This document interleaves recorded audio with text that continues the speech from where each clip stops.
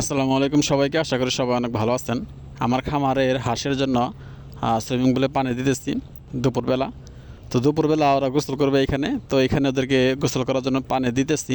এখানে পানি দেওয়া শেষ হলে ওদেরকে সাইরা দেবো, তো পানি দিয়ে সারি বোঝাই করে ওদেরকে সাইরা দিতেছি। এখন আমার খামারের হাঁসগুলাকে প্রতিদিন একবার করে দুপুরবেলা গোসল করানোর চেষ্টা করি।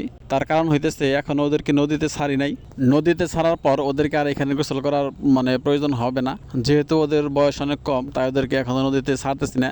আরও একটা কারণ আছে নদীতে না ছাড়ার, সেই কারণটা হইতেছে নদীর পানি এখন বেশি, স্রোত বেশি। যেহেতু নতুন পানি আসছে, নতুন পানিতে ছাড়লে ওরা পানির সাথে ভাইসা যাইতে পারে, তো সেই জন্য এখনও ওদেরকে নদীতে ছাড়ি নাই। যদিও ওরা এই সুইমিং পুলে ছোটোবেলায় গোসল করতো, কিন্তু এখন গোসল করতেছে না, কারণ ওরা বড় হয়ে গেছে। এই সুইমিং পুলে ওদের এখন আর হয় না, এই সুইমিং পুলে ওরা এখন আর গোসল করতে চায় না, যেহেতু ওদের সংখ্যাটা অনেক বেশি হয়ে গেছে। এখানে শুধু একটা হাঁস ভালোভাবে গোসল করতে পারবে এরকম একটা জায়গা এখানে আছে। তো চেষ্টা করতেছি ওদের গোসল করা জায়গা আরও বড় করা যায় কিনা, আর ওদেরকে নদীতে ছাড়া যায় কিনা সেটাও ভেবে দেখতেছি। আমি ওদেরকে এখানে পানি দিয়েছিলাম গোসল করার জন্য, সেই পানি ওরা খায়া শেষ করে ফেলতেছে। আমার এই খামারে সর্বমোট হাঁসের সংখ্যা হইতেছে 25টা, ছোট বড় সব মিলিয়ে। এখানে বড় হাঁস আছে 9টা আর ছোট হাঁস আছে 16টা।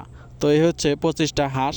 বড় হাঁসের বয়স প্রায় 2 থেকে 2.5 মাসের মতো হয়েছে, আর ছোট হাঁসের বয়স 1 মাস প্লাস হয়েছে আর কি। আলহামদুলিল্লাহ। আপনাদেরকে আরেকটা বিষয় বলে রাখি, আমার এই খামারে সর্বমোট হাঁস ছিল 27টা। তো এখান থেকে 2টা হাঁস মারা গেছে। এই হাঁসগুলা কিন্তু কোনো হাসি রোগে আক্রান্ত হয় নাই। এই 2টা হাঁস বেজি অথবা কুকুরে নিয়ে গেছে।